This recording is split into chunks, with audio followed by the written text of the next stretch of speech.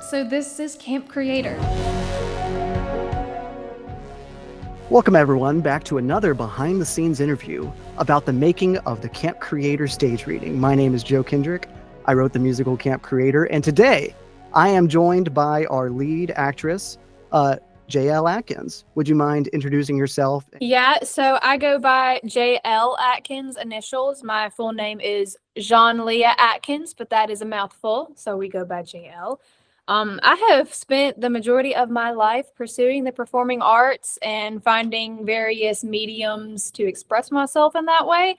I've always been really drawn to musical theater ever since I think it was 2012. I was 12 years old and I was offered to go to a summer theater camp. And ever since then, I have really found myself through the performing arts, and especially when I find out about like independent projects, I'm really eager to join because in my experience, those projects are where you have the most creative leeway. I am a performing artist with a preference for individuality. My spirit's only moved by music alone.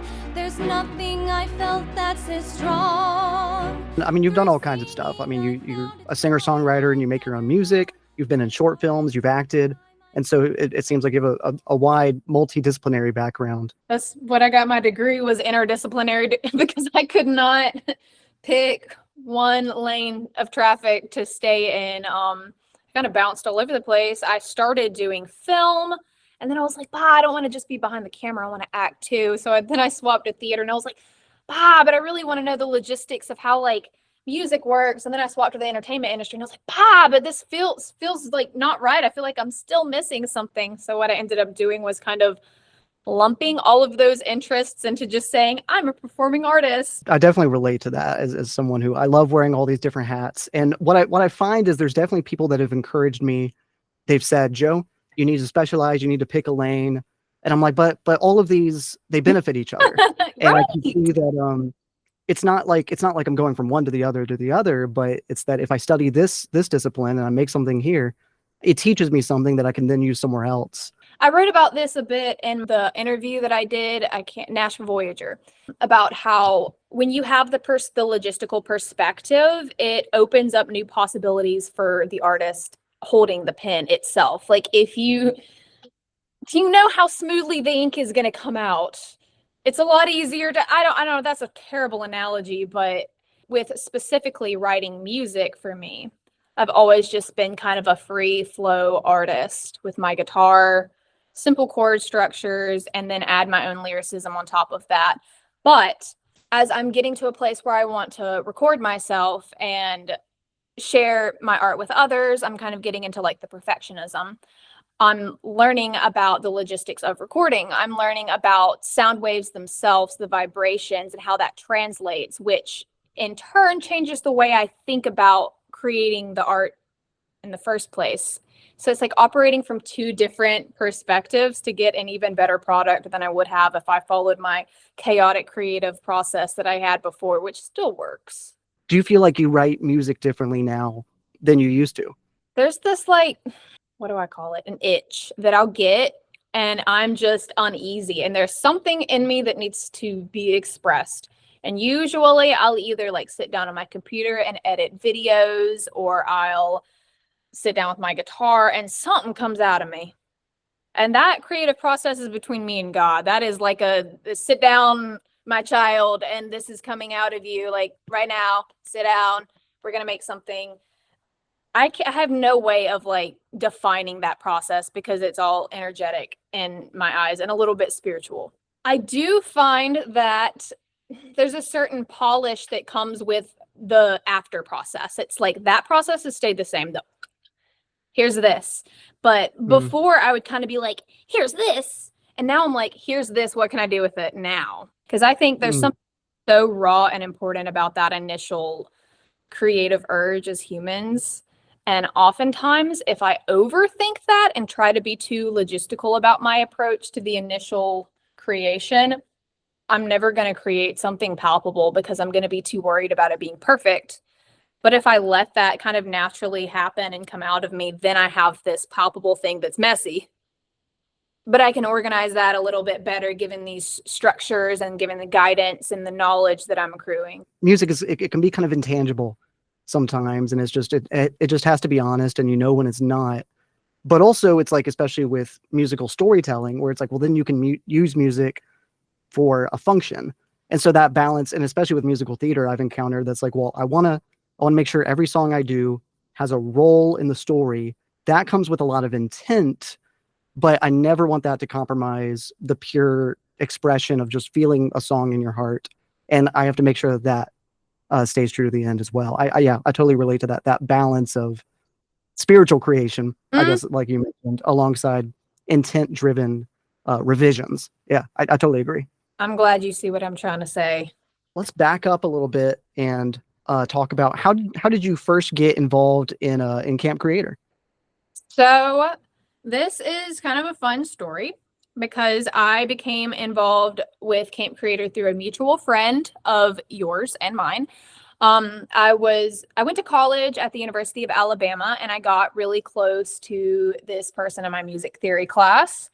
And because we built that companionship, we've kind of checked in with each other, and we look out for each other in the steps of our journey creatively, because it's hard out here. And one day randomly, this person hit me up and was like, hello, one of my friends has just wrote a musical and is holding auditions, thinking about putting it on in Birmingham, and that's local to you. Like, you should consider auditioning. And immediately that was enticing. I was like, oh yeah, send me the information and I'll audition. So it was really exciting. And it was my first musical in, let's see, 5 years. I'd kind of taken a hiatus from musical theater because, again, I was kind of trying to, like I said earlier, break out of that box of you're going to play this part, this part, this part. I was trying to kind of find my own performance voice, and without structure, without guidelines. But I was excited to jump back into it. I was like, yes, I want to play a character. Yes, I want to sing music that someone else has written and I don't have to worry about writing it. That sounds fantastic. And was not expecting to get the lead. Not that I doubt my abilities, but I wasn't expecting that. I was like, oh, it'll be fun. Like, I'll be ensemble. The cast list comes out. I was like, oh, let's go.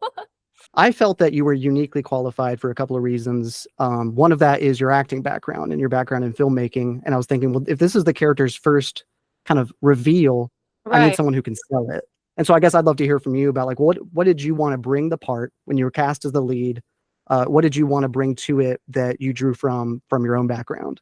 Oh yeah, here's where we get into the part where I read the description for Melody because I didn't know too much about what was going on when I auditioned, right?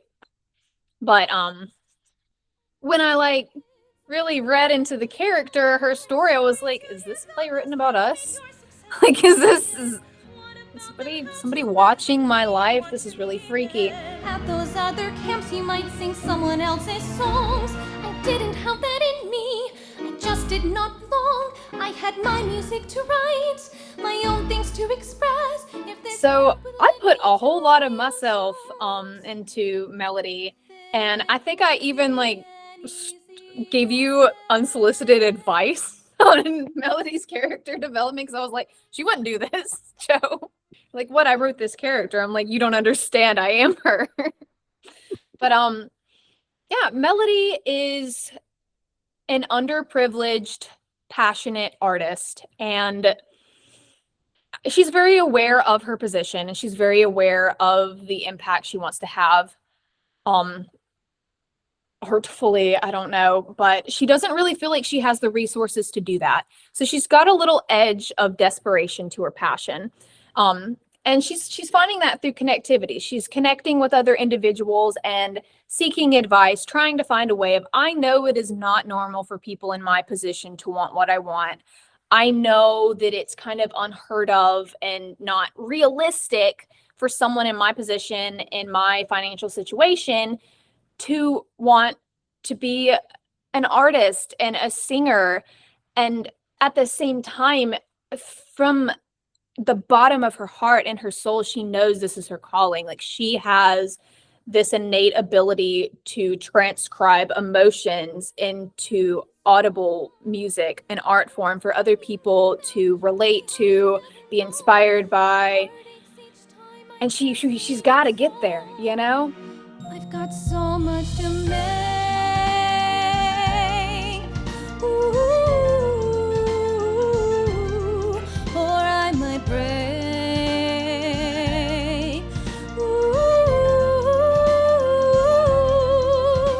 Sometimes I think she makes some not considerate decisions to get there. I think sometimes she overlooks other people's feelings, but I don't think it's because she's a bad person. I think it's just because she burns so intensely for what she wants that sometimes people are collateral. I think it's about that journey of her also giving herself permission to take up space, because she's been in an environment where this is not a realistic goal. It's not, it's like something that people are kind of entertaining for her. They don't really think it's practical, but they're kind of like, it's Melody. But the people that she really has close in her life, her mom sees her, and her mom is encouraging her to be herself. I think even if her mom is more doubtful, her mom is still like, if there is a possibility, I want you to have it. And I'll do everything that I can for you to have it. So you've got this girl who's kind of in this dark area, and she's just wading through, trying to create a spotlight for herself, trying to make these old lights work. And then she finds herself in this camp full of people that are either somewhere on her level, but majority are more privileged than her. And she's like, whoa. None of these people are appreciative of what they have. They don't realize it.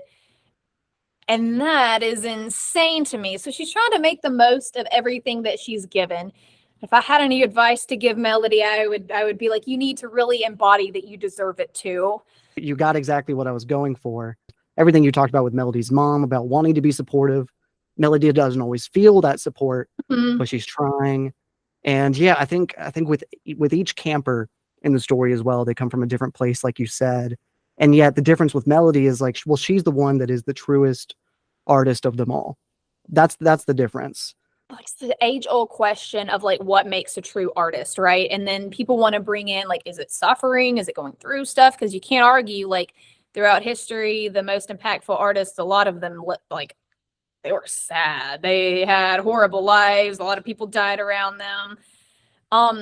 So I guess I bring that up to say, like, the question of, does like conflict and overcoming things create more of an ability to create impactful art, right? So you've got Melody in comparison with these other characters. Melody's going through a lot, right? She's got a lot of contrast of diving into the other end of darkness to be able to like propel her towards wanting to create something light. Whereas these other people, it's like a spectrum. She's diving this far deep so she can jump here. And then the people she meets, they've divin this far because they haven't had to dive too deep, and it's not their fault. We're not judging these people, right? But they kind of only care about getting here because that's all they've ever really needed to do. And then Melody comes along and she's like, no, we've got to jump up here. And they're like, girl, calm down. It's not that deep. But I think her impact on the others is kind of like, even the arguably worst character, she kind of gets them to a little bit, So what impact is that going to have on his art moving forward? The other characters, now that she's given them the perspective of having just a little more depth to spring off. I guess I love that you're able to make all those connections as a songwriter yourself and see yourself in the story. It's an untested story. And these are characters that people don't know. And like you said, it's like for actors taking on a show like Camp Creator, there's no established like, oh, I want to play Walt just the way that this actor that I saw play Walt on, when the show toured in my town. No one has that connection. No one. And I could talk about my favorite performances from other musicals where it's like, oh, I want to evoke the same thing I saw this actor do with this character. And you don't have that here. And so I'm really glad that at the very least the script kind of spoke for itself and allowed you to, I guess, project onto it. And I mean, some of these characters are archetypal, but it's just something that I think is, when I decided, I've always wanted to write musical theater. Camp Creator it did not feel like an inevitability. When I decided, oh, I want to start taking a show seriously and write it, Camp Creator was an idea I had, but I always felt like it was risky because it wasn't connected to anything. It wasn't an IP. It wasn't history, right? It was just like, this is just something that I want to talk about, young people expressing themselves, how important that is, put that all into a story. And it's not just about young people. Adults go through a lot of these same issues, and especially working in Nashville with so many different artists. There's a lot of people that are 40 years old and still in that mindset of figuring out what it means to be a true artist, and some of these issues you never outgrow.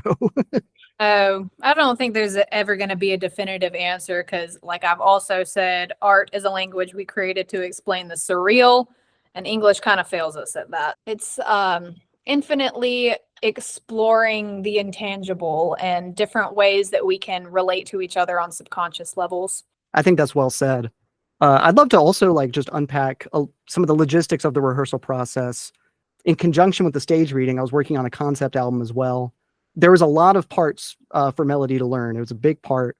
Was it helpful at all to have Phoebe Street's recordings to practice? I guess I'd love to hear about what did your preparation process look like?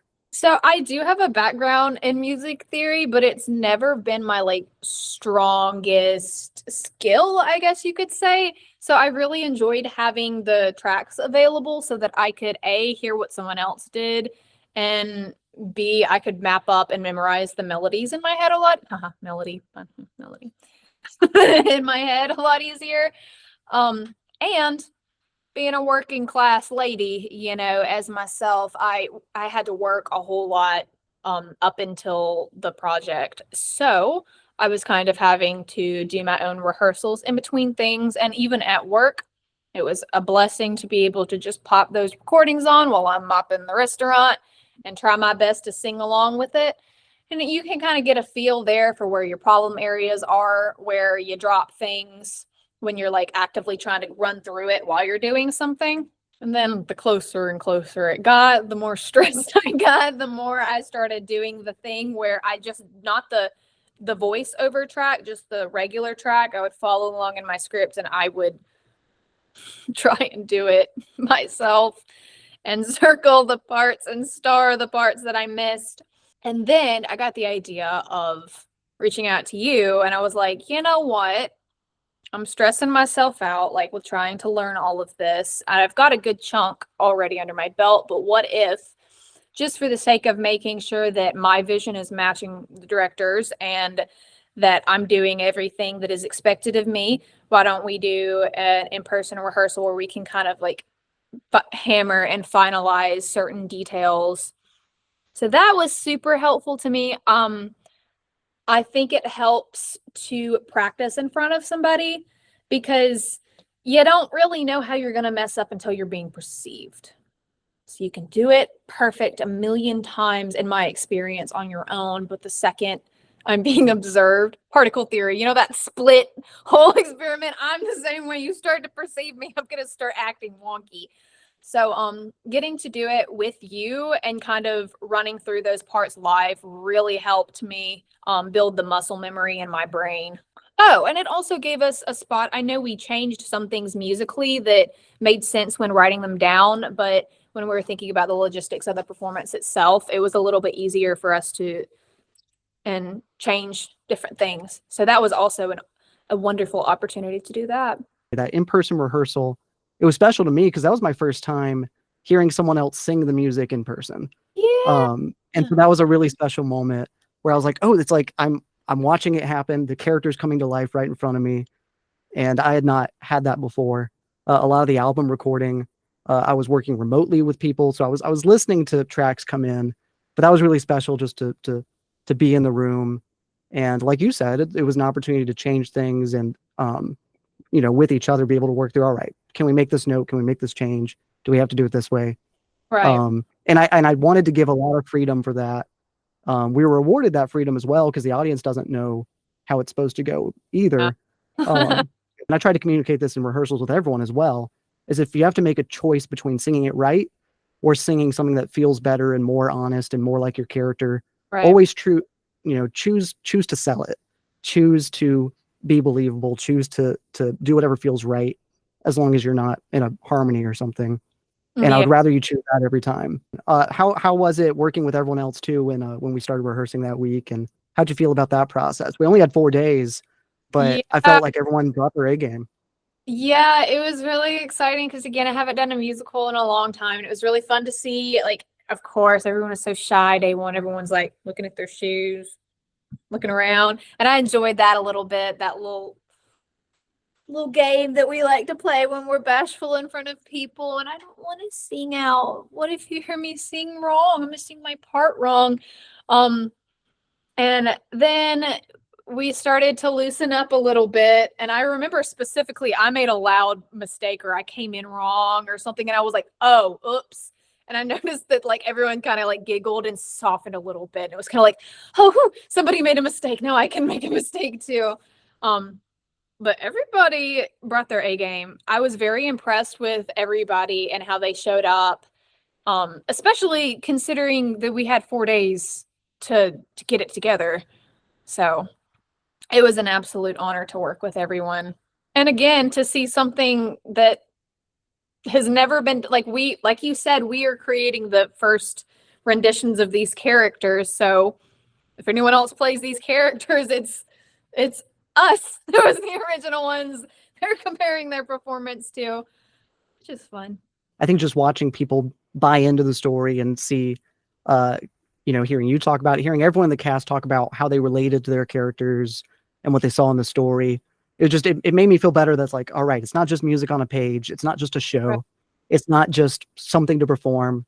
It's something that it means something. It says something, and people are getting it. And that just made me feel so much better, because that's what it's about. And that's another thing that like I try really hard to improve as a composer, to try to have the best construction, to write interesting songs.